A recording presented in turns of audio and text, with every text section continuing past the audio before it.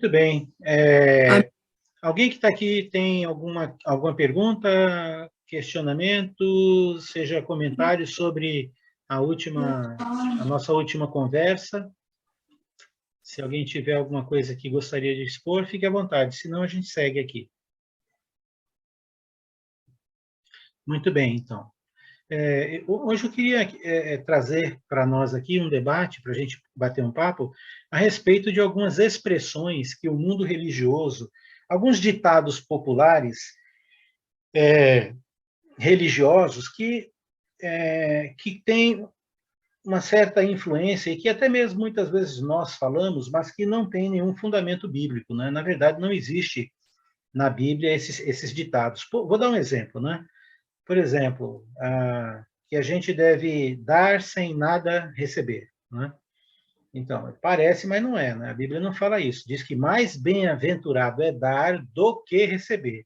Não diz dar sem nada receber, né? Isso é um erro que é muito comum acontecer, né? Outros ditados acontecem, por exemplo, falar assim, no tempo do Senhor isso vai acontecer. Ou a pessoa diz, não era o tempo dele ainda vai chegar o tempo dele. Por exemplo, se referindo a uma pessoa na sua conversão ou no entendimento dele sobre alguma questão espiritual. E aí algumas pessoas costumam usar essa expressão relacionada ao tempo para dizer que não era o tempo dessa pessoa ainda não é o tempo dela, não é? Isso tem fundamentos em algumas doutrinas, né?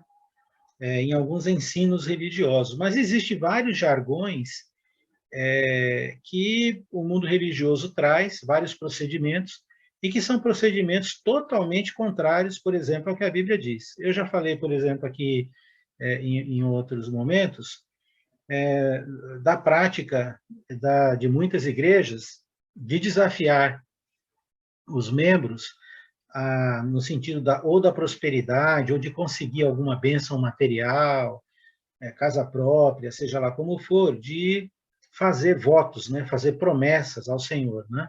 Então, e aí é lançado um desafio, né, dê tanto,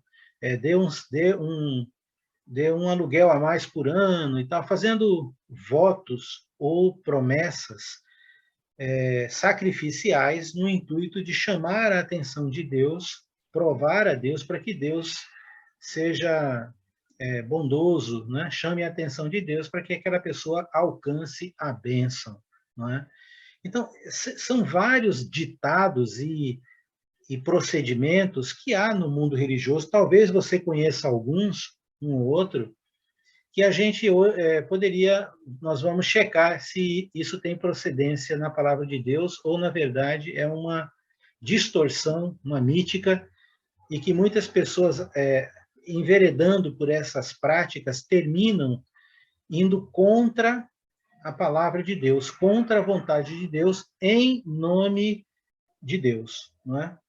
Então, eu assisti essa semana um filme, né? O Diabo de Cada Dia, e o nome é bem sugestivo, mas na verdade é um filme que trata sobre pessoas dos anos 50, quando começou a ter uma revolução religiosa nos Estados Unidos, de pregadores itinerantes e tudo mais, que são ações práticas em nome de Deus, pela fé, mas que, na verdade, eram situações completamente fora de Deus e que levou a suicídio, que levou a assassinatos e tal, a abusos, né? Todos religiosos, todos de um ponto de vista de distorção religiosa. E o mundo religioso ele está cheio de ensinos, de procedimentos, de ditados distorcidos, usando aí como fundamento, como se fosse a palavra ou a vontade de Deus. Ou seja, em nome de Deus se pratica muita coisa. Isso já é de longa data, né? Mas eu estou me referindo mais aos tempos mais da era moderna e da era pós-moderna, se quiser chamar assim. Alguém aqui conhece algum ditado religioso alguma expressão religiosa que é confusa, duvidosa ou algo assim? Oi, Alex, boa noite. Boa noite, Luísa. O que é fazer prova de Deus? Pronto, é exatamente isso, né? Essa é uma expressão que é usada até, de certa forma, a Igreja do Evangelho Quadrangular costuma usar expressões assim, e algumas igrejas de cunho pentecostal também. E eles usam como base alguns procedimentos bíblicos, como o caso de Gideão, por exemplo, né? Que Deus chamou ele para ser um libertador, Gideão foi um dos juízes, e para ele ter certeza, entre aspas, né? Ele então prova a Deus, ou seja, ele pediu para que Deus desse provas, evidências de que ele seria a pessoa realmente escolhida para fazer aquela libertação do povo da opressão ali dos vizinhos de Israel na época, né? Lá em Canaã. E aí ele deixou uma lã, né? Protegida e ela estava molhada, né? E aí fez depois ao contrário, deixou no sereno e ela ficou seca. Então, e Deus então ali demonstrou que ele seria. Aí agora fazer prova de Deus é uma expressão aplicada hoje em dia em algumas religiões, desafiando o membro a fazer um sacrifício, a provar ao Senhor fazendo um sacrifício, ou dando dinheiro, fazendo doações, em alguns casos pagando promessa, por exemplo, né? Aquele hábito católico que pessoas faziam promessas que se Deus fizesse tal coisa, eles retribuiriam fazendo um percurso de joelho, subindo a escadaria da Penha de joelho, levar uma cruz, e aí assim uma romaria, e assim por diante. Então, fazer prova de Deus é uma espécie de desafio, no sentido de que eu vou sacrificar algo para que Deus faça aquilo que, entre aspas, ele ou prometeu, ou disse, e aí acontece os pastores lançam esses desafios para os membros fazerem. Geralmente envolve dinheiro ou doações de bens, entendeu? Alguém tem alguma coisa que pode melhorar, enriquecer esse comentário? O que é fazer prova de Deus? Malaquias, não é que fala prova de Deus? Pronto, então vamos. Você tem a passagem lá ou alguém pode ver? Você lembra? Ou pode citar alguma coisa da passagem?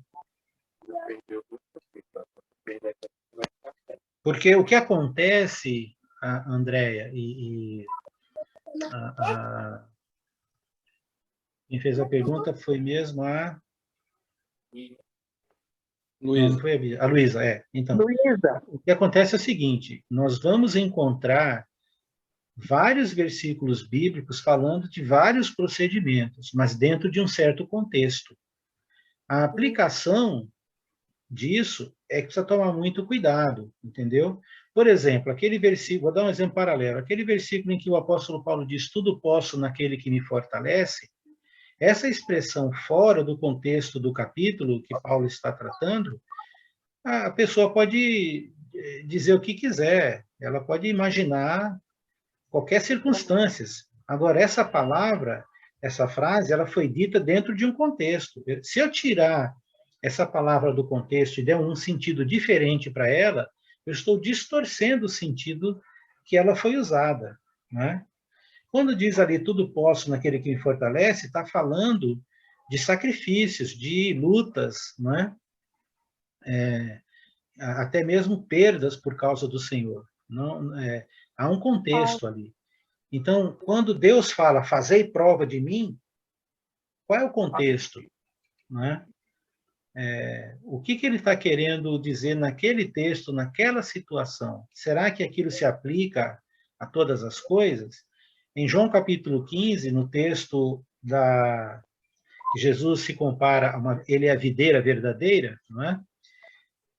Jesus vai dizer que tudo quanto pedirdes, né, em meu nome, o Pai fará, o Pai vai fazer.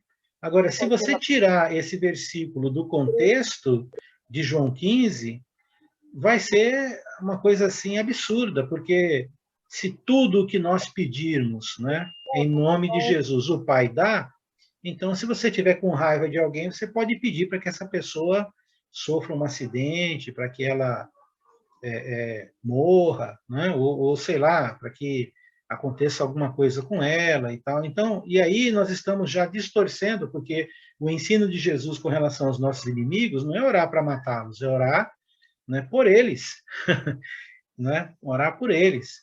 Então, se nós tirarmos um texto do seu contexto, nós podemos criar sentidos para aquele texto que não era o sentido que foi originalmente escrito no seu contexto. E isso é uma distorção do entendimento da Bíblia, e daí aparecem vários jargões, várias frases fora do contexto, totalmente fora, né? No contexto, por exemplo, de João 15, nós podemos pedir a Deus tudo o que quisermos, que Ele nos dará em nome de Jesus, no sentido de dar frutos para Deus.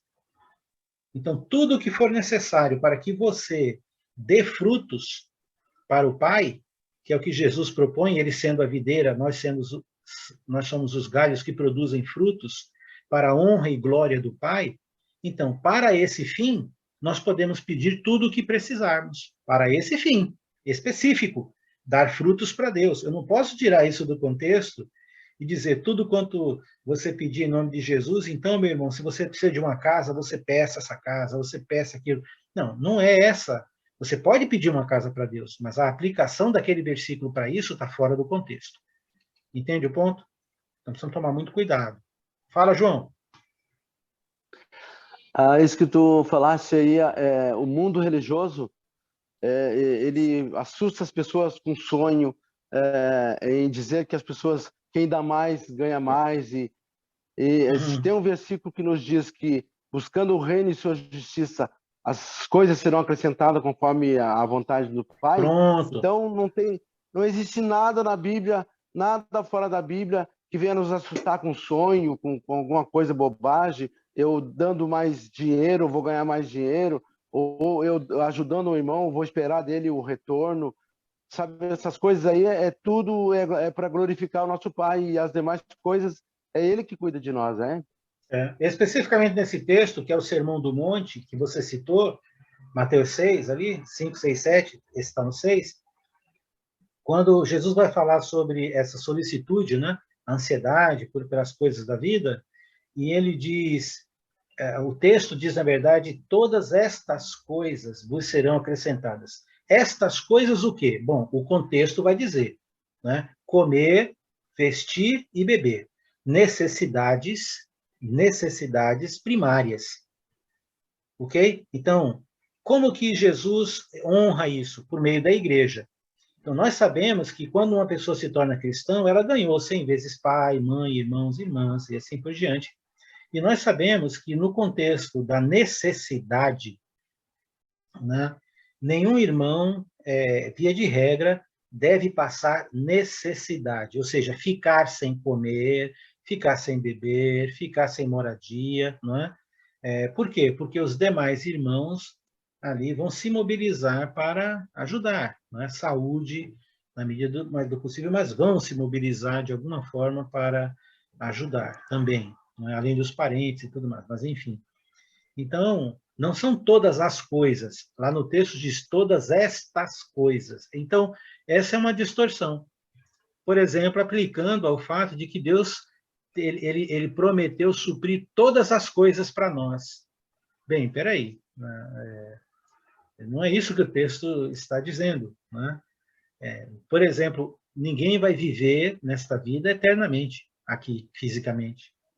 Deus não vai prover vida eterna no sentido físico aqui, né? Não vai. Então, são aplicações fora do contexto, verdade. Né? Elaine, acho que está o Reinaldo, depois Elaine. Ô Alex, se o que eu comentar for fora, pode deixar para outro dia, tá? Porque eu não sei se encaixa na linha que você está trazendo aí para a mensagem de hoje. Tá. Mas aquela, assim, eu vejo muitos irmãos, às vezes, assim, orar para Deus tocar o coração. Aham. Eu acho que é uma confusão nisso aí. Uhum. Fica parecendo que tudo depende só de Deus. Mas, É Deus que tem que tocar o coração, porque se é, Deus não tocar o coração, então, né? isso, bom ponto esse, tá? Bom ponto. Atribuir ao fato de que Deus ele mete o pé na porta do coração da pessoa, abre e aí ele faz o que ele quer. Não. Jesus disse lá: Eis que estou à porta e bato. Quem abrir a porta, eu entro. Então, Deus ele não interfere no livre-arbítrio nesta proporção. Não é? Então, qual é a maneira que Deus toca no coração de uma pessoa? Por meio da pregação do Evangelho. E isso não necessariamente quer dizer que é algo emocional. Faz parte o emocional, mas precisamos tomar cuidado, porque muitas vezes, por conta da mítica religiosa, as pessoas, por exemplo, estudam a Bíblia e elas às vezes esperam sentir alguma coisa, um sinal, não é? É algo. Esse pedido foi feito a Jesus, né? As pessoas disseram: olha, se você fizer. Jesus tinha acabado de fazer um milagre, e depois ele disseram: se você fizer um sinal dos céus, a gente vai acreditar.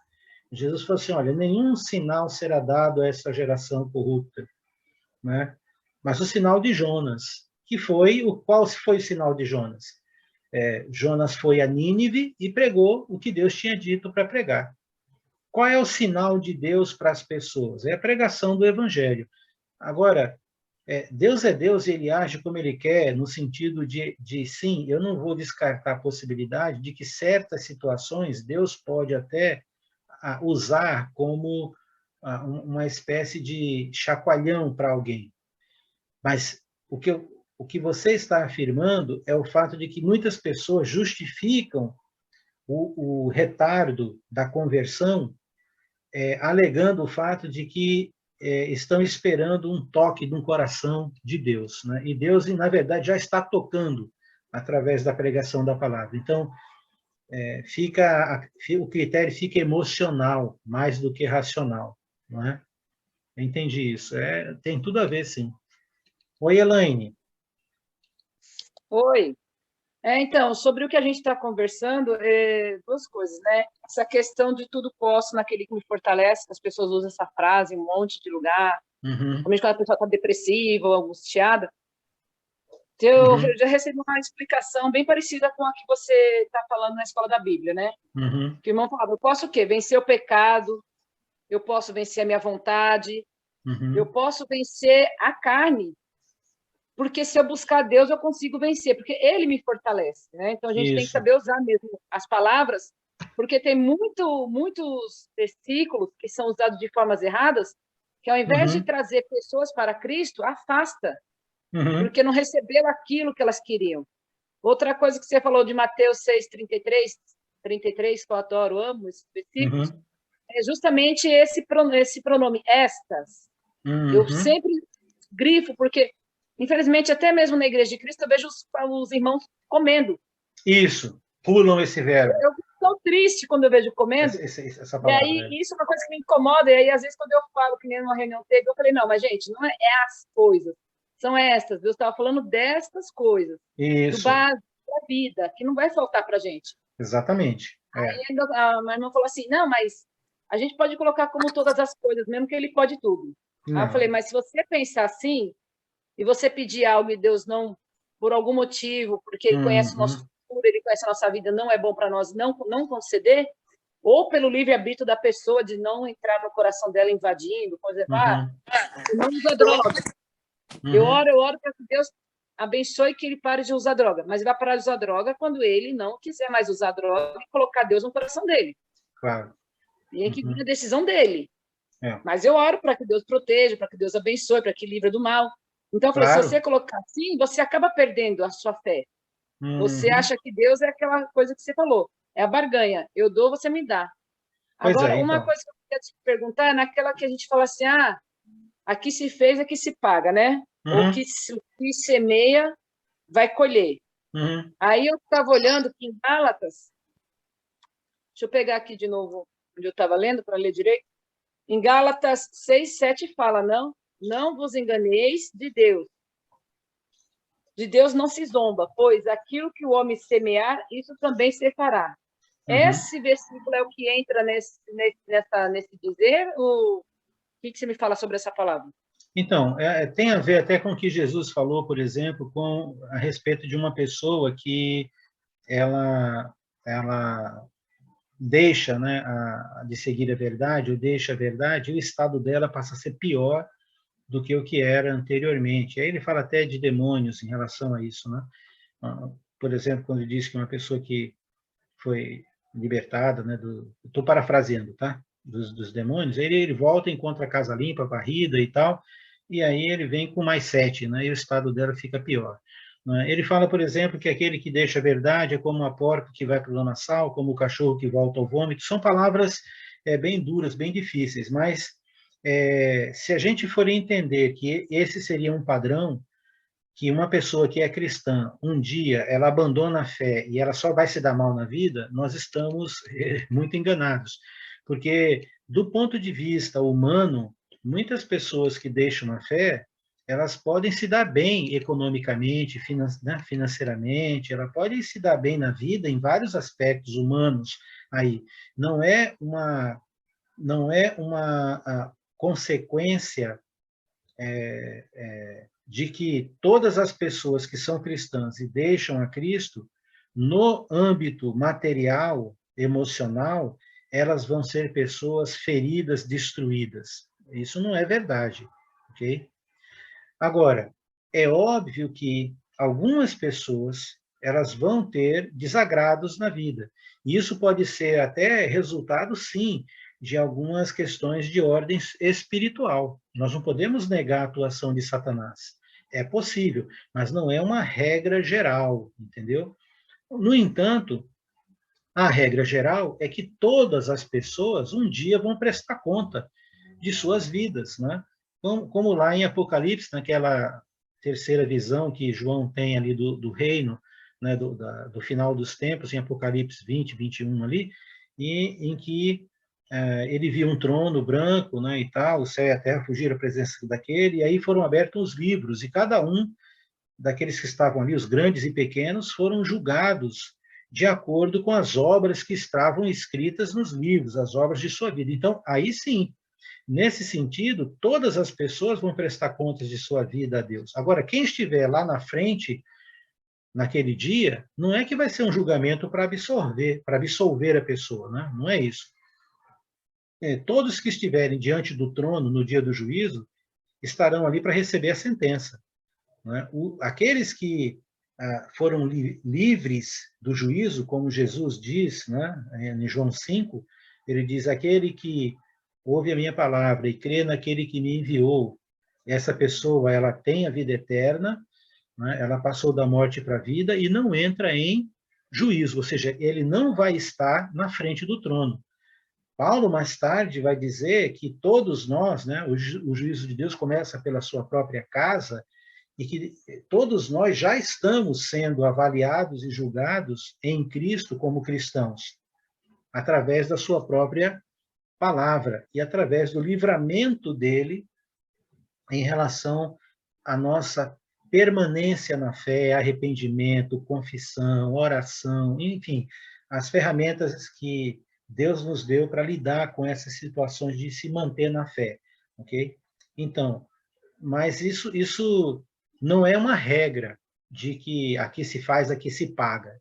Isso, na verdade, é mais uma expressão, quando aplicada dessa forma, de vingança, né? Ou de praga para jogar numa pessoa. Do ponto de vista humano, isso não é regra geral, não. Né? Tem vários irmãos que talvez você conheça, eu conheço alguns ex-irmãos, saíram da graça, da fé, e se deram bem na vida profissional, na vida social, e assim por diante. Então, desse ponto de vista humano, alguém poderia olhar e dizer, tem sucesso, né?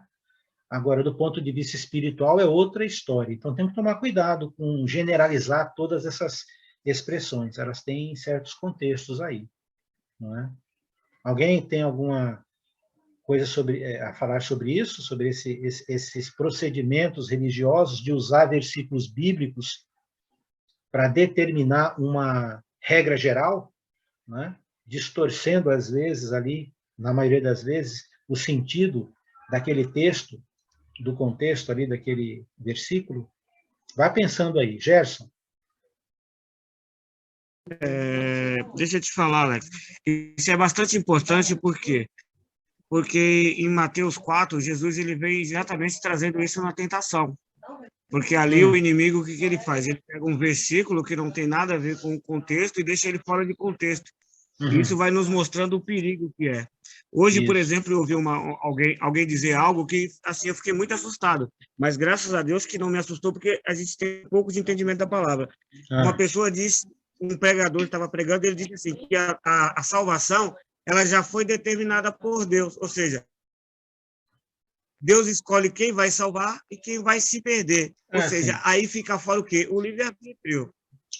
Tipo assim, a gente não tem o livre-arbítrio, já escolheu quem vai salvar e quem vai se perder, já está predestinado. E é algo que é totalmente contrário do que a Bíblia diz. Que é exatamente aquilo que você está dizendo, que se ele está batendo a porta, eu preciso abrir meu coração. Se eu abrir meu coração, como é que a salvação já está predestinada ou como é que a perdição já está predestinada? Deus escolheu quem vai salvar e quem vai se perder. Achei meio estranho. Boa observação, e o que você enfrentou hoje é muito comum, e, infelizmente, às vezes, há muitos irmãos na Igreja do Senhor que têm essa visão, que é uma visão herdada do mundo evangélico, né? Mais pontualmente, quem ensinou essa doutrina, e até foi muito complicado quando isso foi apresentado, né? Foi Calvino, né? João Calvino. Isso é chamado de calvinismo, inclusive. Uma das doutrinas do calvinismo é a doutrina da predestinação, uma vez salvo, sempre salvo, dando a ideia de que Deus já predestinou quais são as pessoas que serão salvas e as que não serão salvas, né? E é uma doutrina que, na verdade, não tem efeito, porque quando alguém que é calvinista vem falar comigo sobre isso, eu faço a seguinte pergunta: você sabe quem vai ser essa pessoa? Você sabe quem vai ser salvo, quem não vai ser salvo? Então, o que adianta eu debater algo que eu não sei? Essa doutrina não leva a nada. Por quê? Porque o que importa é que você continue se esforçando para permanecer em obediência. Se você vai ser salvo ou não vai ser salvo, se já está determinado ou não, isso só está na mente de quem? Quem sabe somente? É Deus. Então, faça a sua parte. Então, assim, é uma doutrina que não se sustenta. O que adianta você brigar, falar que Deus já sabe quem vai ser salvo? Bem, Deus pode até saber, mas e você, meu irmão? Você sabe se é você sabe se é o outro, se não é? Então, faça a sua parte. Viva como se fosse, então, né? Se você tem essa certeza. O versículo que tirou minha dúvida foi aquele: a vontade de Deus é que nenhum se perca, mas que todos cheguem à salvação. Então, logo, se a vontade de Deus é que todos se salvem, é totalmente contrário. Sim. Então, tem muitos, olha, para debater sobre esse tema, tem muitos, né? Mas essa questão é uma questão que tem muita profundidade, se a gente fosse escavar, não é? Mas ela não se sustenta porque, se é só Deus que sabe, então está com ele, faça a sua parte e pronto. Já que saber que Deus é quem sabe não muda a realidade de que eu preciso ainda, se quero ser este salvo, fazer a minha parte, não é? Então é isso. É uma doutrina que não tem tanta valia nesse sentido, não. Entendeu? Muito bem. Mas alguém tinha alguma questão? Eu queria dar um olá para o Cristiano, está aqui. Olá, Cristiano, tudo bem? Deus te abençoe aí, meu querido. Né? Você está com a sua princesa aí do lado ou é a sua rainha? Sua rainha, né? Muito bem, bem-vinda, viu? Boa noite, que Deus abençoe aí. Amém. Bem, Juliano também está aqui. Olá, Juliano, que Deus te abençoe, viu, querido? Deus te guarde. A Roseane, a Cida também entrou aqui. Tem vários irmãos e irmãs. Muito bem. João, fale aí, meu querido. Alex, isso que você falou aí do livre-arbítrio, isso é muito importante para a Igreja de Deus entender muito bem se o irmão se afasta, quais as consequências, né? Parece que, tipo assim, o mundo lá fora já diz que o diabo vai tomar conta e que ele vai ser destruído, cada tropeço que ele der é porque ele abandonou, mas nós sabemos, como tu falaste aí, ó, de livre-arbítrio, quando o irmão se batiza, ele assume um compromisso em seguir os passos do nosso Senhor, ele assume um compromisso de cuidar da Igreja de Deus ali em Atos 20 e 28.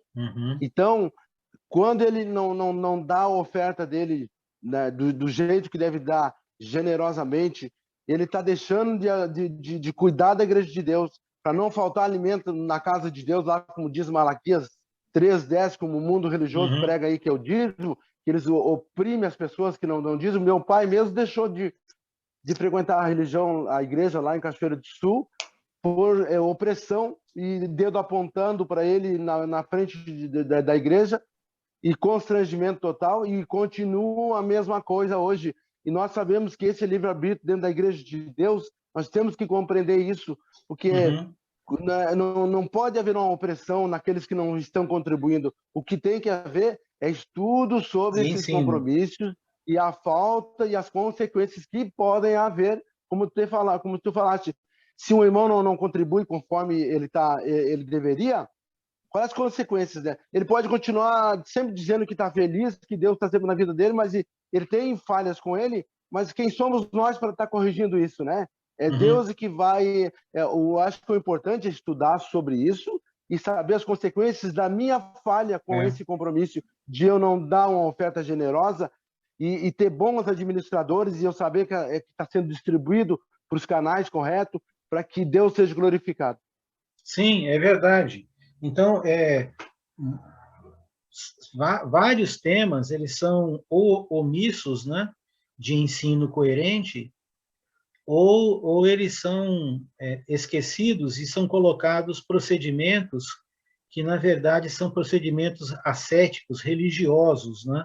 Sabe que o judaísmo, ele tinha muito disso, e a igreja do primeiro século, ela sofreu muito com judeus que se tornaram cristãos, exatamente trazendo para o cristianismo novamente práticas que nem sequer eram da lei, mas algumas eram também, mas que não tinham mais eficiência. E o apóstolo Paulo foi um dos que mais lutou contra isso. O mundo religioso de hoje repete esse procedimento, né? Criando essas opressões, medos, né? Criando condições para que as pessoas possam ofertar ou serem manipuladas para o meio religioso. Vou dar um exemplo disso aqui em Colossenses, carta que Paulo escreveu à igreja na cidade de Colossos, e ele diz o seguinte, olha, no capítulo 2 de Colossenses, versículo 8, Colossenses 2, 8, né? Ele diz, cuidado que ninguém vos engane, ou melhor, que ninguém vos venha a enredar com sua filosofia e vãs sutilezas, conforme a tradição dos homens, conforme os rudimentos do mundo e não segundo Cristo. Então, a igreja em Colossos estava enredada e envolvida já em vários ensinos que tinham essa condição que o irmão colocou agora, de oprimir e tal, de trazer doutrinas baseado em filosofias, sutilezas e tradições dos homens, né? Segundo rudimentos do mundo. Esses jargões religiosos, esses jargões que têm origem, às vezes, até na distorção da própria palavra ou no meio normal religioso. E aí, no versículo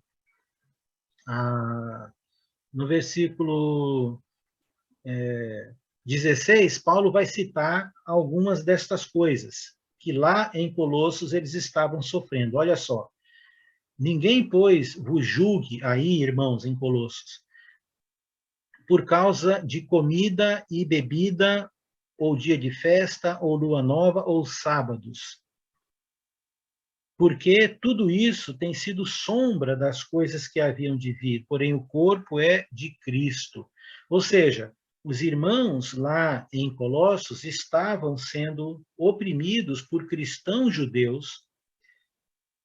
Por que que os cristãos não guardavam os sábados, as festas judaicas, aquelas tradições, né?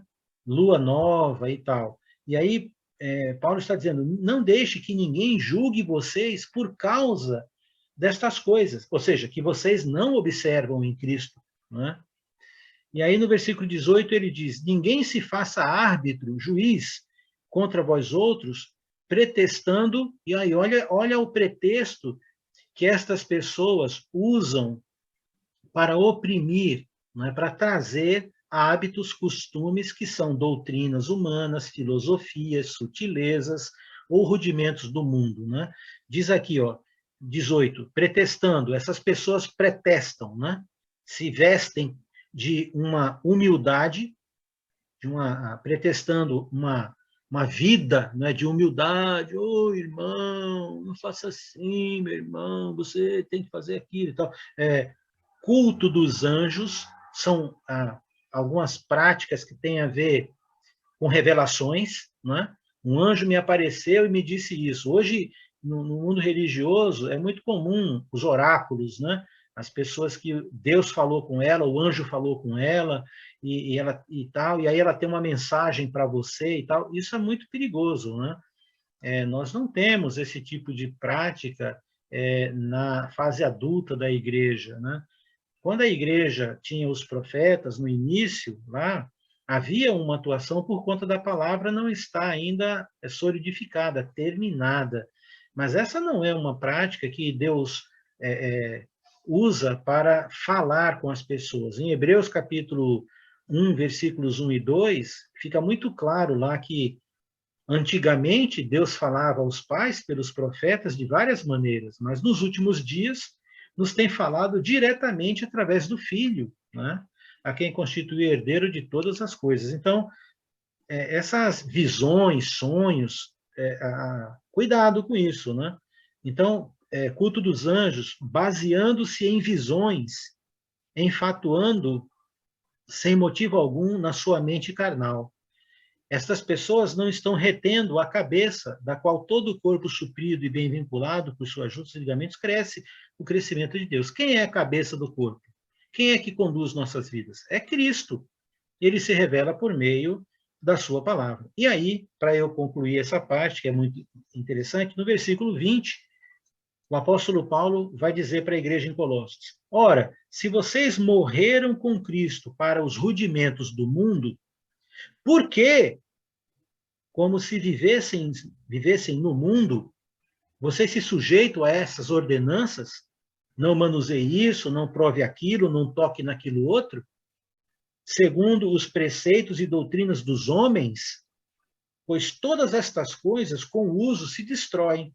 Vou dar um exemplo prático disso. A Assembleia de Deus, até os anos, meados dos anos 90 para os anos 2000, final de 90 para 2000, já começou a ter uma transição. Mas antes disso, na Assembleia de Deus, você ter televisão em casa era a caixa do diabo, rádio, pecado. Os membros da Assembleia de Deus, e de algumas igrejas até hoje ainda continuam assim, Deus é amor, congregação cristã, mas enfim, mais tipicamente a Assembleia de Deus, porque ela era muito mais rigorosa no passado, então ela proibia isso, e se o membro fosse pego, né, ele era suspenso, se ele fosse reincidente, era expulso da igreja. Né? Hoje a Assembleia de Deus tem programa na TV, tem programa no rádio. Né? Então, não é caixa do diabo ou não é caixa do diabo? Né? Uma doutrina que se estabelece, mas que muda com o tempo, não é sã doutrina. Não é. Sã doutrina são mandamentos, ou seja, são textos escritos no normativo, que não mudam nem com o tempo, nem com a etnia, e nem com a geografia de onde a pessoa está. São perenes, é sã doutrina. E essas sã doutrinas, elas, a sua grande maioria, elas valem até a volta de Cristo. São atemporais, não tem tempo. Então, como que você sabe que uma doutrina ela é humana? Uma das maneiras é quando você vê modificações, né? Agora Deus me revelou que mudou. A Igreja do Santo dos Últimos Dias, o Mormon, eu não vou lembrar a data agora, mas até recente na história da Igreja, os negros eles eram amaldiçoados. Nos Estados Unidos não podia fazer parte da Igreja negros. Se um branco da Igreja de Mormon tivesse relacionamento com um negro, essa pessoa lá nos primórdios ela morria.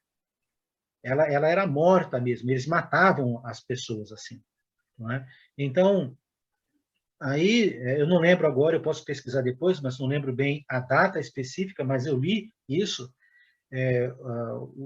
A doutrina Mormon, eles têm um templo, né, mundial, que fica lá em Utah, nos Estados Unidos, e lá eles têm os profetas e eles têm os 12 apóstolos, ainda em vigor. Eles têm lá, então, nesse templo Santo dos Santos, onde, então, o sumo sacerdote, ele entra lá nesse local uma vez por ano e tal, e ele fala com Deus. Então, um dos apóstolos trouxe uma revelação dizendo que essa doutrina de que os negros não poderiam ser mormons mudou, que houve uma mudança e agora eles podem fazer parte a partir daquela época. Então, acho que isso foi anos 60 ou 70, é algo recente na história. E aí, então, mudou o doutrinamento. Mas antes não, antes era pecado, proibido, e se um mormon casasse ou se relacionasse com um negro, ele corria risco de vida, e aí vai, ok? Então, são doutrinas religiosas muito fortes, e que às vezes, algumas dessas, como nós estamos cercados por denominações, por igrejas religiosas, nós ouvimos muitos ensinos e precisam tomar cuidado, porque são ensinos que podem ser como esses, né? São proibições, são certas situações aí que, na verdade, não faz sentido. Versículo 23, Paulo diz, tais coisas, com efeito, têm aparência de sabedoria, como o culto de si mesmo, a falsa humildade, ou o rigor ascético, né? Aquela pessoa que é rigorosa, que é dura, né? Que ela é espiritual, né? E tal. Então, todavia, não tem valor algum contra a sensualidade, contra as coisas que acontecem dentro da mente do ser humano. É o caso, por exemplo, da bebida, né? A bebida é uma polêmica, é um estigma terrível no meio religioso, na Bíblia não. Se você estudar a Bíblia, Velho e Novo Testamento, sobre o uso de bebida alcoólica, não é? Vai ficar tão simples, né? Agora, quando você para de olhar para a Bíblia e vai olhar para o mundo religioso, para que um irmão pensa, para que o outro acha que aí a coisa fica terrível, né? E aí Jesus, então, o nosso Senhor, que transformou água em vinho, 500 litros aproximadamente, né? Disse, veio João Batista, que não comia nem bebia, era louco, né? Veio o Filho do Homem, que come e bebe vinho, vocês chamam de glutão e bêbado, né? Beberrão. Então, a ideia aqui é cuidado, porque se a sua fé for direcionada pelo que os outros pensam, esses ditados, essas pressões, essas expressões, essas distorções religiosas, você pode cair numa cilada espiritual ou ser enredado, como o apóstolo Paulo diz aqui, para a igreja em Colossenses. Cuidado, né? A sua relação é com Cristo, e às vezes isso vai até a sua liberdade em Cristo, claro que tem limites, mas você não pode vender a sua liberdade em detrimento de pessoas que querem dizer o que você deve ou não fazer, comer e assim por diante. Ok? Simone, está com a mão levantada ali. Oi, Simone Ferreira.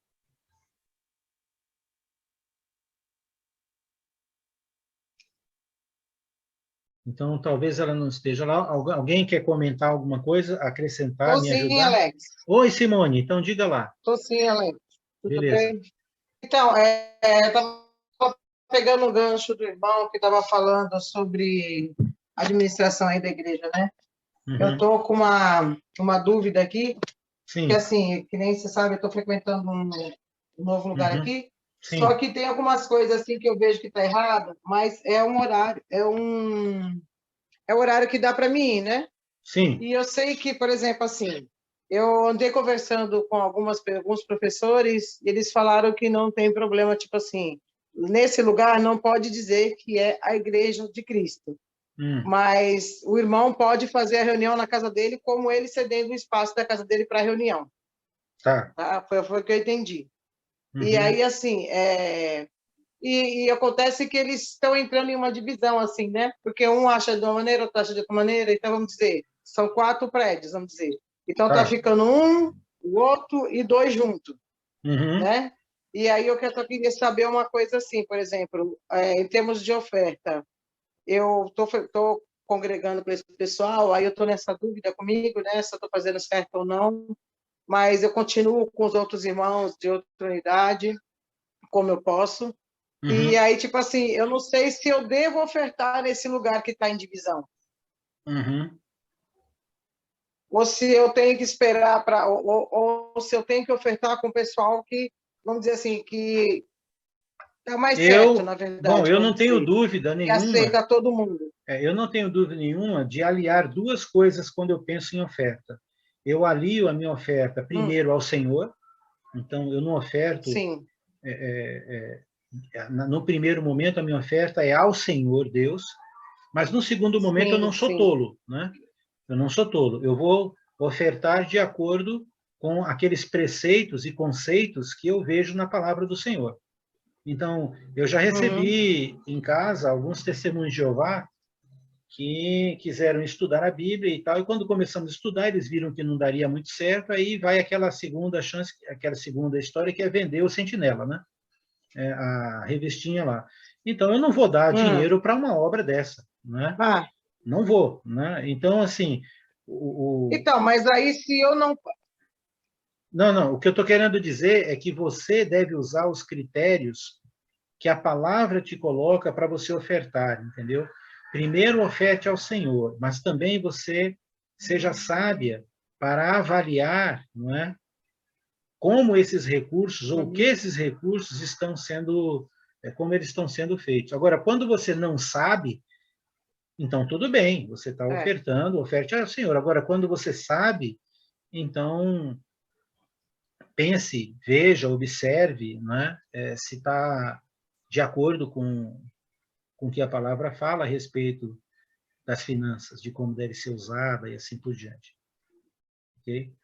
Então, mas o que mais pega para mim, Alex, é esse negócio de divisão, né? Porque se tem uma divisão, acho que nenhuma, na verdade, está certa. Então,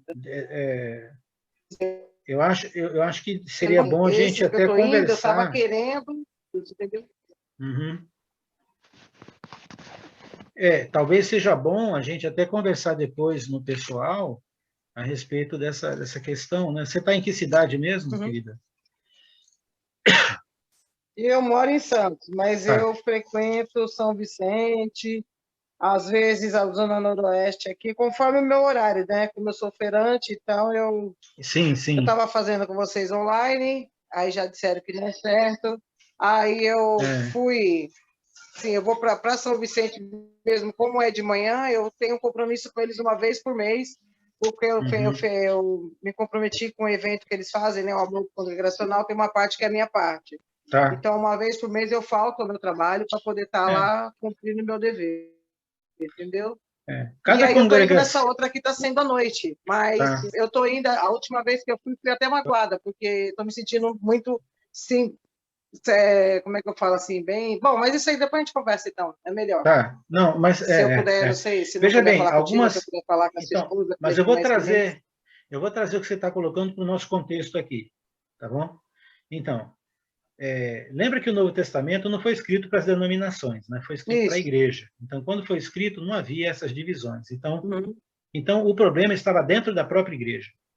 Então, é óbvio que existe congregações, como o caso de Corinto, que você vai estudar, vai ler com propriedade a carta de 1 Coríntios, você vai ver que cada capítulo tem 2, 3 pecados horrorosos ali que a igreja praticava. Uma igreja que Paulo chama de carnal. No entanto, era uma igreja do Senhor. Ele começa dizendo isso, né? A igreja de Deus em Corinto. Mas, no desenrolar da carta, você vê que é uma igreja carnal. Você vê as igrejas da Galácia, o apóstolo Paulo escrevendo uma carta aberta aos Gálatas, é uma região metropolitana ali, e várias congregações que Paulo iniciou, e ele vai dizer que eles já estavam se distanciando da verdade para um outro evangelho, não é? Então, igrejas, congregações, elas têm algumas características. Algumas características são diferentes de outras, mas não ferem a sã doutrina. É uma estratégia que aquela igreja lá decidiu fazer. Olha, nós aqui vamos atuar dessa forma, nós queremos ter estudos bíblicos nas casas, né? Ou nós não queremos ter prédio e tal. É uma estratégia local. Nenhum problema com isso. Qual é o problema? O problema é quando esses irmãos começam a entender que esta estratégia é a estratégia espiritual e quem faz diferente está errado. Aí começa a complicar.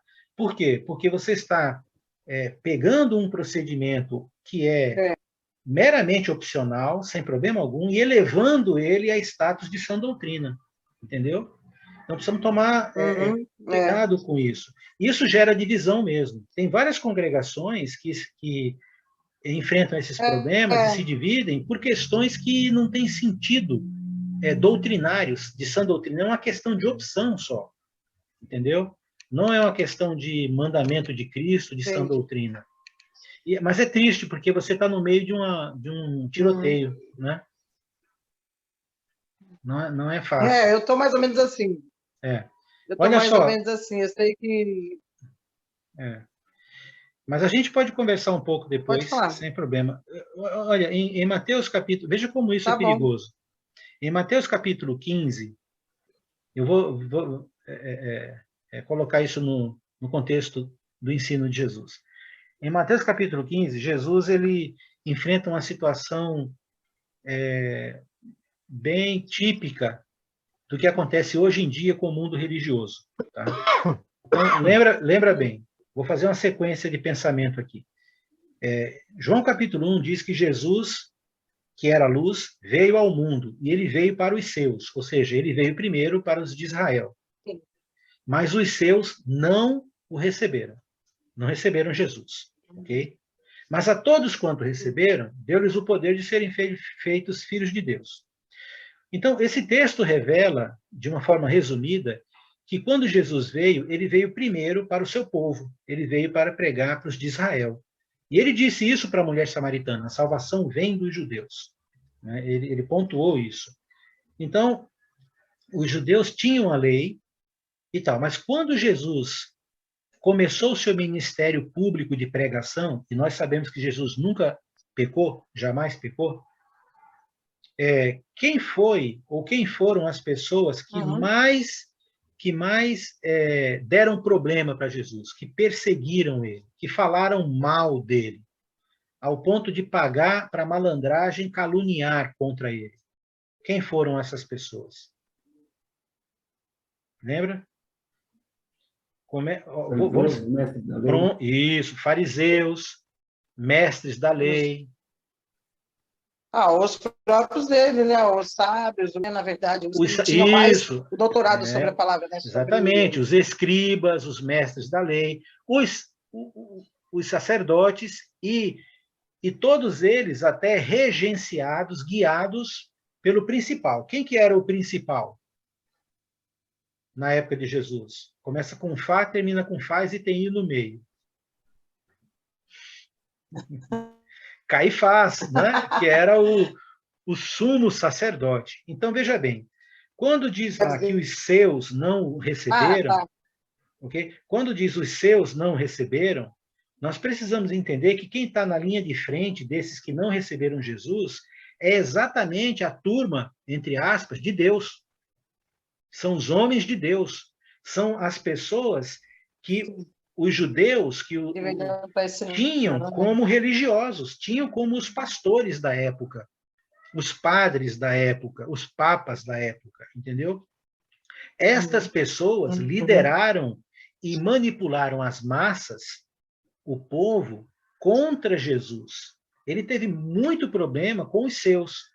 Mas o problema maior sempre foi com os líderes religiosos, com as pessoas que se diziam pessoas de Deus. E isso aconteceu, primeiramente, com base num procedimento satânico, que é o mesmo que ele investe hoje no mundo religioso e seduz dentro da igreja pessoas a pensar assim também. Mateus capítulo 15. Vamos tomar muito cuidado com essas fronteiras, essas aberturas, né, que acontecem. Então, cerca de mais de um século, 150 e poucos anos antes de Cristo vir, os judeus eles desenvolveram alguns livros de interpretação da lei. Então, eles tinham a lei, os salmos e os profetas, e aí havia uma tal de tradição oral. A tradição oral também era chamada de tradição dos anciãos. O que era isso? Eles diziam que parte dos ensinamentos e do que Deus orientou o povo, ele falou aos ouvidos dos antigos. Ele falou para os antigos, aos ouvidos deles. Então, estas pessoas, se quiser desligar o teu áudio, que está fazendo um pouquinho de barulho, aí depois, quando tu for falar, tu liga. Isso. Então, essa tradição dos anciãos, ou os costumes religiosos, eles justificavam como tradições que foram se sedimentando ao longo do tempo, por conta de situações que Deus falou aos antigos. Não está escrito na lei, mas Deus falou aos antigos.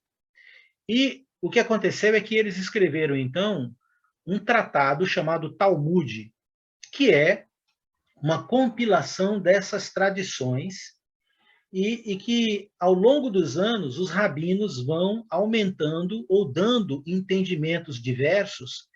E aí, esse Talmud, que é o comentário das tradições aplicados à lei, tem... Não sei se Florianópolis está... voltou. Está chovendo. Está chovendo aqui. Aqui também. Porto Alegre então, também. Aí caiu. Eu saquei e parei lá. Então, o Talmud é um livro, um troço assim, super grosso, né? Que é o comentário da lei. Aí eles escreveram o comentário do comentário da lei, que chama Mishnah. Então, o Mishnah são 7 volumes para comentar o Talmud, que comenta a lei. E aí tem as tradições orais que vão passando, e quem conta um conto aumenta um ponto, e isso aí, até hoje, certos rabinos vão dando entendimentos diversos e tudo mais. Então, quando Jesus chegou, ele encontrou um grande problema: a contaminação do povo de Deus com as tradições, a tradição dos anciãos, versus a lei de Deus. E a tradição era mais forte do que a própria lei de Deus. E aí, olha uma situação que Jesus enfrentou real. 15:1. E aí a gente aplica isso. Então vieram de Jerusalém a Jesus alguns fariseus e escribas e perguntaram: por que transgridem? Olha a pergunta para Jesus: por que transgridem os teus discípulos a tradição dos anciãos? Está vendo a pergunta? Não está falando aqui da lei. Está falando por que os discípulos deles transgridem os costumes, as tradições dos anciãos. Muitas igrejas de Cristo, infelizmente, também desenvolveram certas tradições que não têm a ver com a palavra de Cristo. E alguns irmãos, munidos da tradição, aqui sempre foi assim, não é? Terminam criando sérios problemas à Irmandade por conta de questões que não têm a ver com sã doutrina. Tem a ver com coisas que são passíveis de mudança.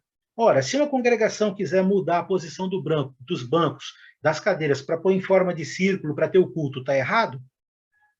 Tem um padrão na Bíblia dizendo que é um olhando a nuca do outro? Um atrás do outro? Não, não tem um padrão, né? E se colocar um de frente para o outro? Né? Mas alguns de nós ficaríamos muito incomodados, porque não é o nosso costume, não é a nossa tradição. Não é?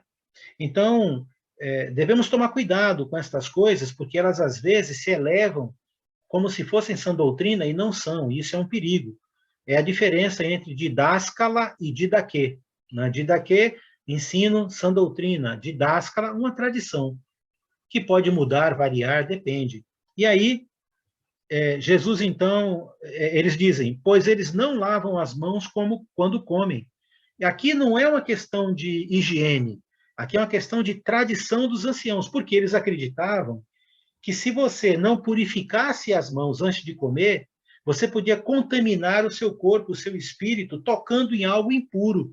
Por exemplo, algo que alguém que você não sabe se era um pagão, um bruxo, um feiticeiro, tocou, e aí você vai lá e toca naquilo. Então, pelo toque, você poderia se contaminar, não é? E aí Jesus respondeu, olha só a sabedoria do nosso Senhor Jesus, e a gente deveria aprender com ele. Jesus tem uma técnica de enfrentamento para esses debates muito interessante. Ele devolve com uma pergunta também. Fala assim, eu só respondo para você se você me responder isso primeiro. Ah, vocês estão dizendo que, que eu era isso, aquilo, outro? Tá, eu respondo. Mas antes vocês me respondam se o batismo de João Batista era de Deus ou não. Não é? Então, às vezes, perguntar faz bem também, né? Devolver a pergunta. Então, Jesus diz lá, ó, versículo 3, ele, porém, lhes respondeu. Olha como ele responde. Por que transgredis vós também o mandamento de Deus por causa da vossa tradição? Opa, olha só. A pergunta deles é, por que teus discípulos, por que vocês transgridem a tradição dos anciãos, por exemplo, comendo sem lavar as mãos? E aí Jesus fala, me responda, por que vocês transgridem os mandamentos de Deus, opa, tradição, mandamento de Deus, com a vossa tradição? Aí deu um nó nos caras, né? A pergunta é, como? Como que a gente transgride os mandamentos de Deus com a nossa tradição? Como? Como, Alex, irmãos, está errado falar para a igreja fazer voto? Provar a Deus? Está errado como? Lá na lei está dizendo que pode provar a Deus, como que isso pode estar errado? Né? E aí Jesus diz, porque, versículo 4, Deus ordenou, honra teu pai e a tua mãe, e quem maldisser o seu pai ou a sua mãe será punido de morte. Mas vós dizeis, se alguém disser ao seu pai ou à sua mãe, é oferta ao Senhor, aquele dinheiro que eu tenho aqui, que você poderia aproveitar de mim. Ou seja, a situação aqui é a seguinte, um pai e uma mãe chegam para um filho, o pai e a mãe estão em necessidade, por exemplo, uma doença, e eles chegam para um filho e pedem ajuda. Aí o filho diz, não posso ajudar, porque o dinheiro que eu tenho já foi prometido ao Senhor, é promessa ao Senhor, é oferta ao Senhor. Você já ouviu isso em igreja evangélica? Ou seja, a pessoa lá, ela é levada a prometer uma oferta a Deus e esse dinheiro não pode usar para nada, senão ela vai desonrar a Deus, vai descumprir, o devorador vem, não é? Vai destruir a vida dela e assim por diante. Ela está roubando a Deus. Aí põe um monte de pressão, né? Oferta. Então ele diz, versículo 6, essa pessoa que faz assim, que nega ajuda aos seus pais, jamais honrará o seu pai ou a sua mãe. E assim, vocês invalidam a palavra de Deus por causa da vossa tradição. Entendeu? Hipócritas, bem profetizou Isaías a vosso respeito, dizendo, este povo honra-me com os lábios, mas o seu coração está longe de mim, e em vão me adoram, ensinando doutrinas que são preceitos de homens. Uau! Eles falaram o que quiseram, ouviram o que não quiseram. E todo mundo ali que estava em volta ouviu essa resposta de Jesus. Está percebendo onde nós queremos chegar aqui? A igreja não está livre disso. Muitas coisas, ditados, distorções, acontecem dentro da igreja. Agora, eu não posso negar o fato, nós não podemos negar o fato de que nós estamos cercados de pessoas querendo dizer como é que um cristão autêntico deve viver. Ah, não pode beber nada, ah, não pode fazer isso, ah, não pode aquilo outro, não toque nisso e tal, tal. Nada que os nossos irmãos do primeiro século não enfrentaram com os judeus, nada do que o próprio Jesus enfrentou quando ele chegou. Veja bem, o nosso Senhor é o Criador do universo, o Senhor dos senhores, o Filho de Deus. Quando ele chega na Terra, os principais perseguidores dele, que não aceitaram eles, rivais dele, eram exatamente os homens ungidos de Deus, entre aspas. Está vendo a problemática aqui? Então, nós precisamos tomar muito cuidado com certos ensinos e certos conceitos. Isso é uma coisa que divide muitas congregações, traz divisão, traz briga. Não é? Fala, João. O Alex, só antes aí, tá. eu e o João ergueu a mão, mas tem a Dida não ergueu a mão, mas ela colocou um versículo no chat que tem a ver com o que você pediu, que é o Jeremias 29:11. Eu estava na frente ali para comentar. Muito bom, muito bom. Então, vamos encerrar esse comentário deste ponto, e aí vamos para Jeremias, então. Jeremias 19:11, né? Tá ok. Então, se for dentro do que a gente falou agora, alguém quiser falar, fique à vontade. O João está na frente aí, se for então, o João. comentário do João. Interessante, né? Isso que tu falaste. Lá em João 18, 21, Jesus foi interrogado lá. Por que me interrogas? Perguntas aos que me ouviram. Certamente eles sabem o que eu disse. Então, quando Jesus manda os apóstolos vão pregar a palavra, e quando ele manda nós ali em Mateus 28:19, vão também para nós salvar almas, tu já falaste isso em outra aula, né? Pergunta para Jesus, essa dúvida da irmã aí no meio dessa congregação de divisão, ela está perguntando, Jesus não está mais aqui, mas ele está em nós, mas nós temos a mente dele, ela vai ter uma resposta coerente, como tu falaste, que o novo mandamento não foi feito para denominações. Se fossem para eles, nós seríamos uma igreja só no mundo. Então, exatamente. É muito interessante a gente, sabe, olhar para a palavra e perguntar para Jesus na palavra, se não tiver um irmão por perto, e saber desvencilhar, sabe, qual é a melhor decisão, a melhor atitude mais coerente dentro daquilo que Jesus disse. É muito interessante esse estudo sobre essas coisas aí, né? Sim, sim. Obrigado pelo comentário. Você estava com a mão também, Reinaldo? Sim, mas o Paulo vamos também. Vamos por Jeremias ali. O Paulo está ainda... Se for dentro disso, Paulo, pode falar. Não, eu só ia... Você leu ali, segundo a Colossenses 2, né? A partir do versículo 8, né? Eu ia fazer um comentário, logo o 6 ali, o próprio Paulo dizendo, portanto, assim como vocês receberam Cristo Jesus, o Senhor continua a viver nele, né?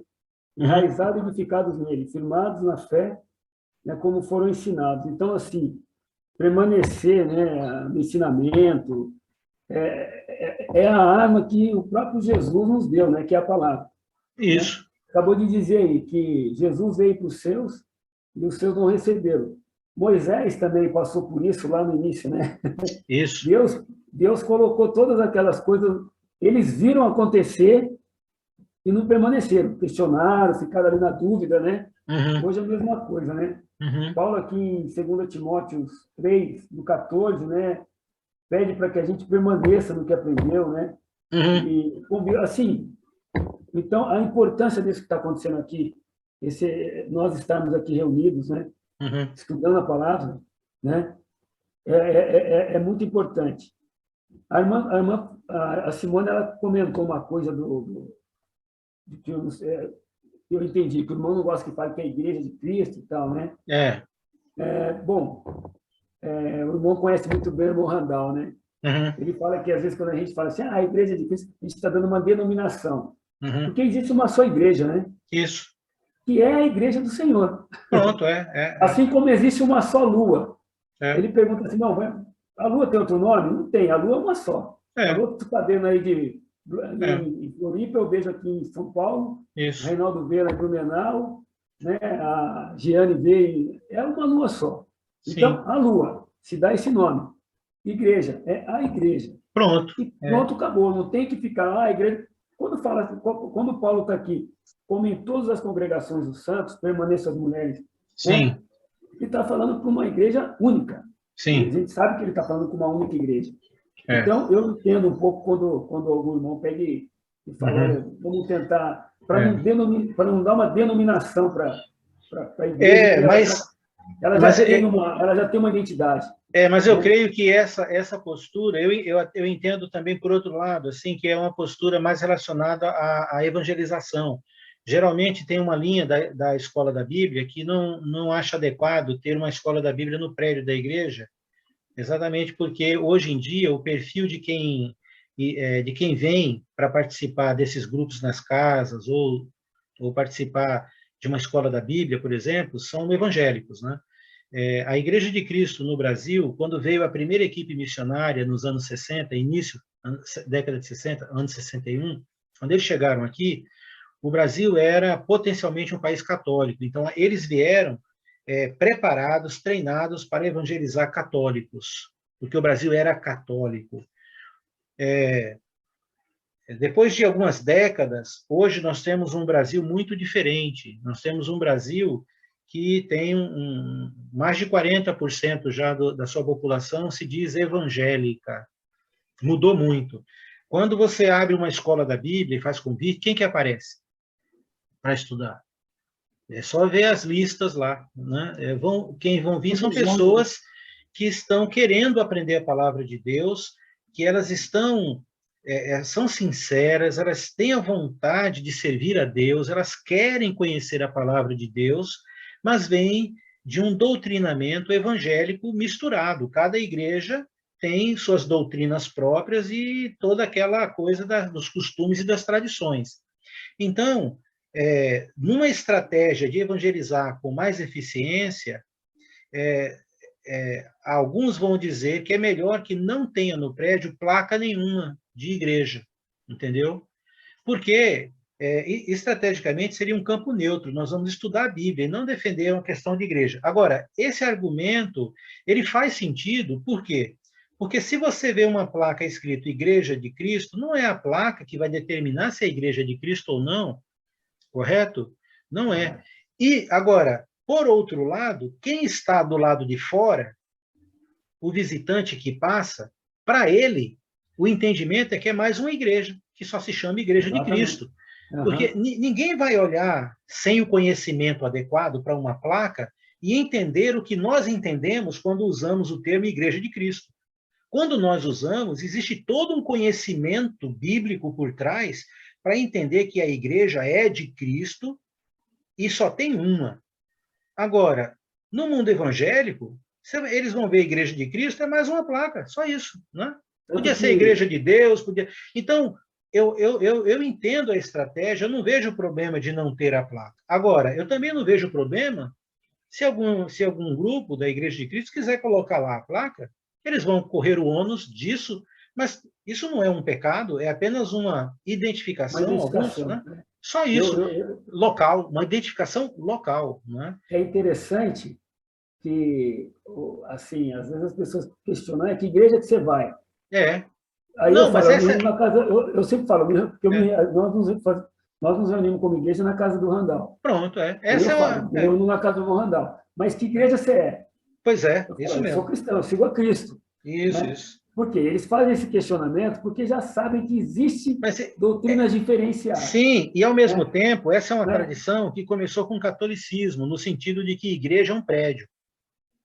Exatamente. Então, aí depois, igreja é um nome que se reúne num prédio. Né? Então, se a igreja não tem prédio, não tem pastor, ou seja como for, não é igreja. Então, é visto... Agora, essa é uma visão completamente contrária à palavra de Cristo. Completamente. Né?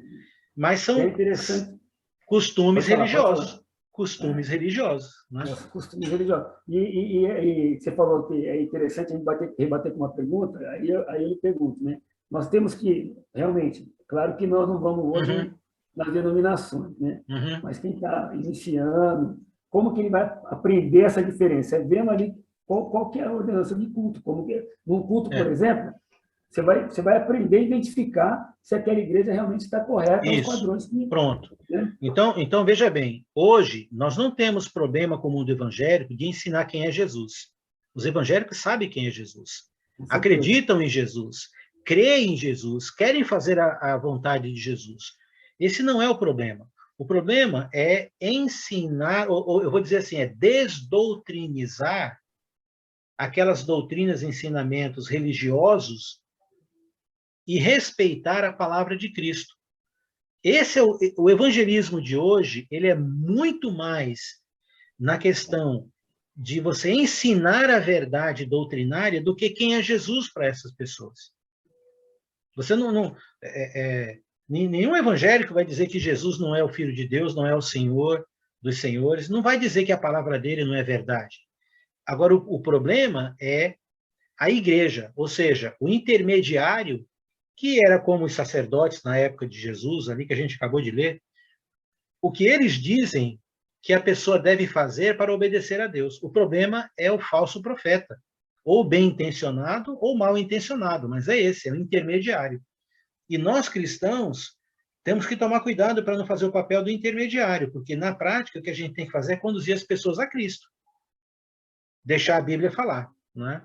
É interessante, irmão, que eles colocam regras de adoração até, né? Sim. Sendo que Deus, desde o início, ele que determina. Pronto. Tudo. Então, veja a carência de conhecimento. Né? Então, se não ter placa, se não ter placa vai atrair pessoas para conhecer a verdade, qual o problema? Tira a placa. Isso não vai nos fazer menos cristãos, né? Não vai. Oi, Gerson, só você, porque a gente já está no tempo ali, eu queria ver esse Jeremias aqui. Mas pode falar. Então, eu acho bonito que ele fala em João 10, as minhas ovelhas ouvirão a minha voz. Pronto. E às vezes aquilo que é ruim, o que é ruim lá, é o que realmente me fez voltar para cá. Por quê? Porque quando a pessoa fala alguma coisa, por exemplo, quando eu me batizei, falaram assim, normalmente a pessoa já sai cheia do Espírito falando em língua. Eu saí de lá achando que eu não tinha recebido o Espírito. E isso me fez ir à Bíblia para poder entender por que eu não recebi o Espírito. Eu descobri que não tinha nada a ver com o que eles estavam falando.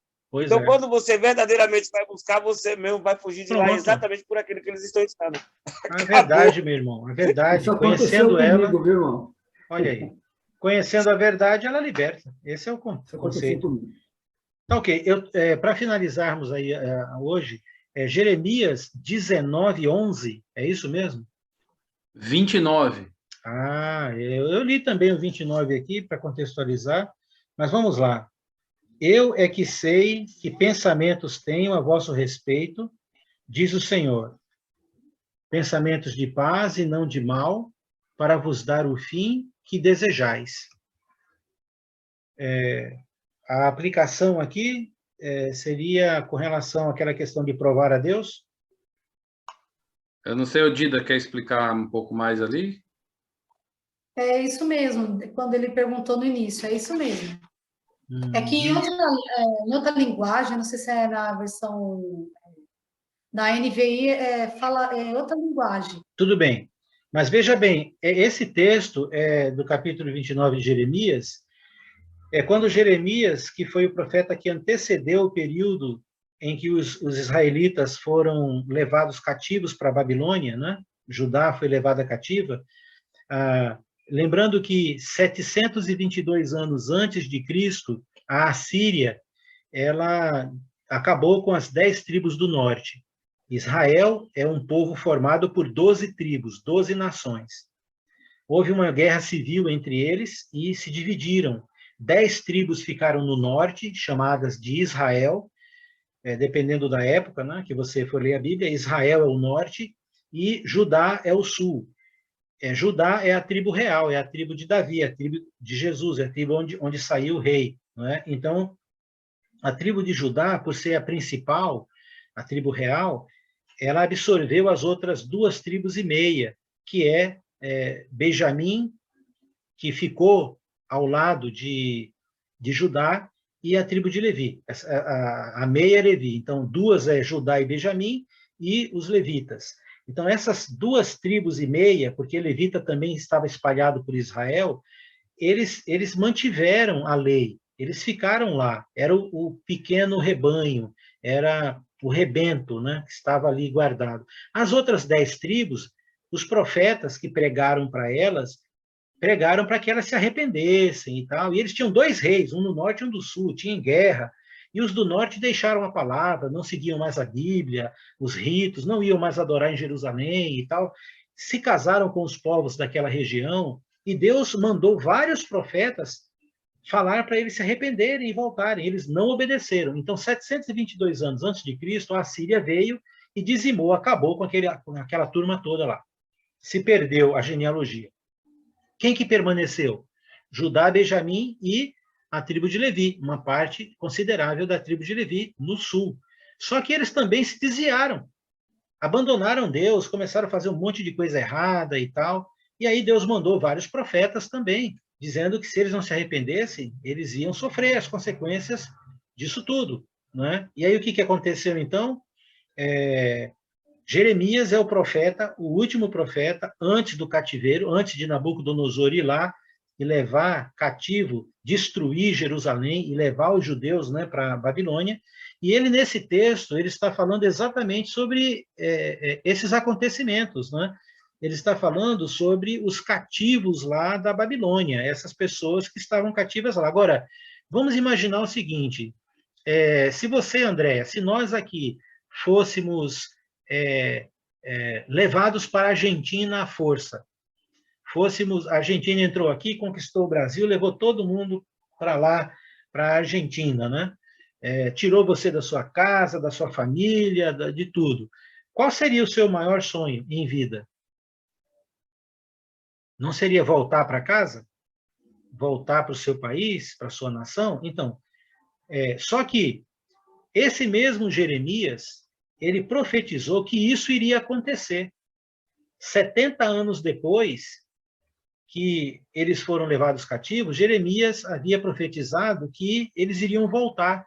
Deus ia permitir que eles voltassem. Só que Jeremias está falando uma profecia exatamente no momento em que os rumores da guerra, que a Babilônia está chegando e levando, e destruindo tudo. Bom, é como você dissesse assim, ó, você está com fome? Muita fome? Não esquenta não, que amanhã você come. Quer dizer, o que importa para mim agora é comer agora. Não quero ouvir que eu vou comer amanhã. Eu estou morrendo de fome agora, de sede agora. Então, o que esse texto está querendo comunicar é o seguinte, Deus falando, né? Eu é que sei que os pensamentos que tenho a vosso respeito, diz o Senhor. Ou seja, Deus tem um plano, Deus tem um propósito de por que as coisas estão acontecendo. O cativeiro está acontecendo na Babilônia, de tudo isso. E diz lá, pensamentos de paz e não de mal, para vos dar o fim que desejais. Qual era o fim que os israelitas queriam? Nesse contexto de estarem sendo levados, ameaçados como escravos para a Babilônia. Era de voltar para casa, né? E Deus ia fazer isso. Deus sabe o que ele pensa, sabe o pensamento do povo, e ele está apto para fazer aquilo que eles desejam, mas no tempo de Deus. Aí sim podemos aplicar essa frase, no tempo de Deus. E Deus já tinha profetizado por meio de Jeremias ao povo que o cativeiro duraria 70 anos. E aí, quando se passam os 70 anos, então vamos imaginar, André, que você e eu fomos levados com 1 ano de idade para a Babilônia. 1 ano de idade. A gente não viu o templo, a gente não viu as muralhas, a gente não conheceu Jerusalém. 1 ano de idade, não dá para lembrar nada. 70 anos depois, aí a gente já está com 71 anos de idade. Uma geração inteira cresceu na Babilônia, desenvolveu sem saber o que era adorar a Deus, sem ver o templo. Mas na época de Neemias, e aí essa história do retorno, você leia Neemias, que Neemias é a pessoa que Deus usa em oração, ele orando ao Senhor, ele se lembra da profecia de Jeremias, de que o povo iria voltar 70 anos depois.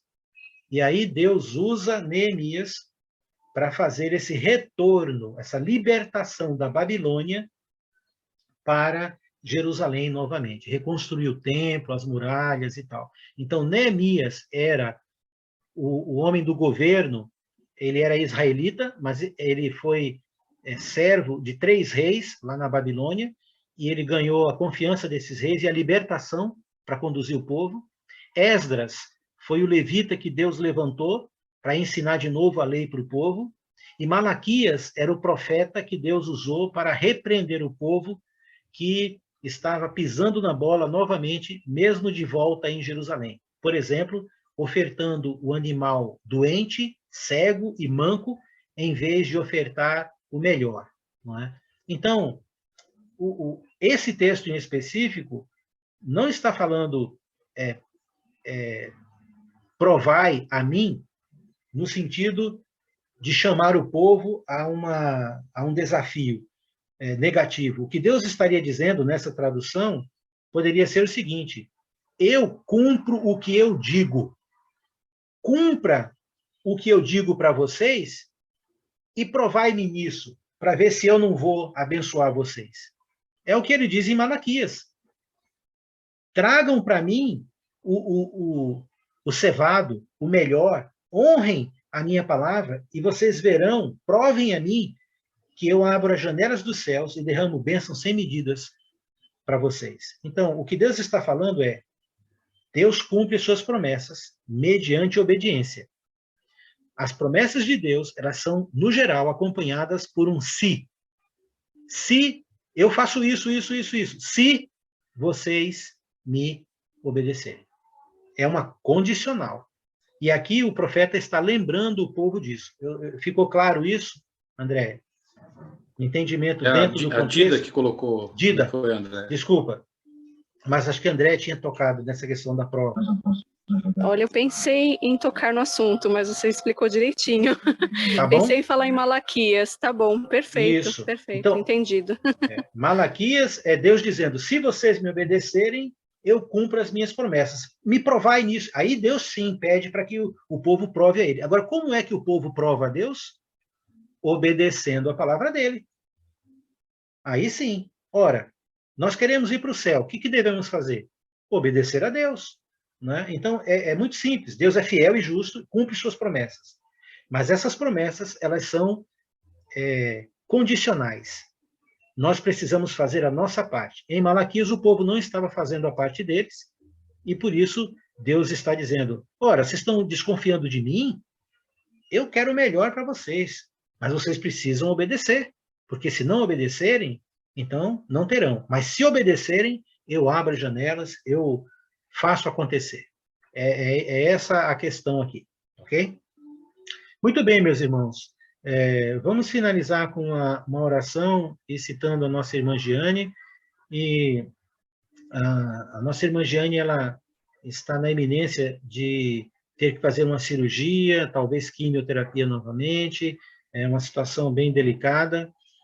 E se algum irmão aí puder ou quiser ajudar com qualquer valor, qualquer coisa, então eu vou postar depois ali no grupo. Aí, Giane, você me manda aí o seu dado, eu posto no grupo do bate-papo ali, e os irmãos que quiserem ajudar com qualquer valor, então, junta ali 5 de um, 10 de outro, e tudo, a gente acha que não faz diferença, mas é como conta de telefone, né?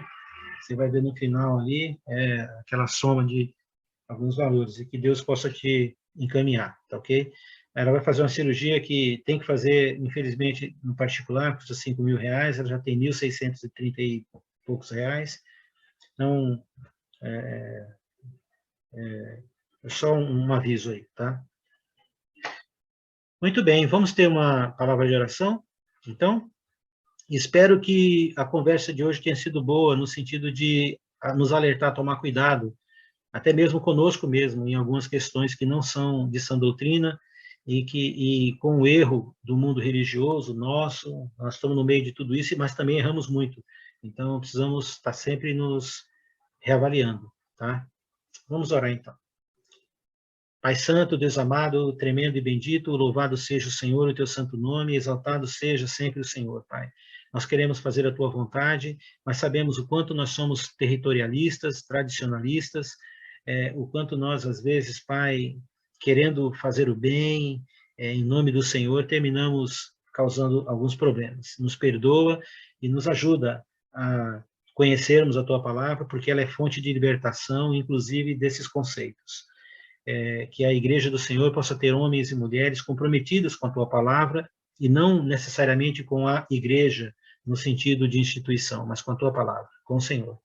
Queremos também, Pai, colocar diante do Senhor algumas vidas, o Senhor conhece cada um que está aqui, as situações que estão enfrentando, as lutas, quer nos relacionamentos, nas igrejas, com a saúde, como é o caso da Giane, que o Senhor dê, Pai eterno, o livramento, o contentamento, que a Tua vontade, Pai, possa ser expressa, mas que, sobretudo, ela possa, estou feliz por isso, descansar no Senhor e entregar ao Senhor aquilo que a gente não pode controlar. Que o Senhor abençoe e guarde a vida dela e de todos nós. Em nome de Jesus, te pedimos uma boa noite, hoje e sempre. Amém, Senhor. Meus irmãos, amém, beijo no coração, parafraseando o nosso irmão João aqui. Amém. Reinaldo, bom tê-los aqui, viu? Gerson, tchau. Querida Glaucia, Deus te abençoe. Paulo, Beto, fica na paz aí, viu? Muito bom. Meditação aí. Amém, amém. Dida, tchau, viu? Deus te guarde. Tchau, irmão. Obrigada, viu, pelo esclarecimento. Deus hora que você quiser, entre em contato comigo, então. Tá legal. Tchau, beijo. Reinaldo. Tchau, fofa. Tchau, Dida. Dá um abraço na família. Aí, Reinaldo. Tchau, tchau. Tchau, obrigado. Tchau. 3, 2, 1. Tchau, irmãos. Tchau, tchau. Tchau.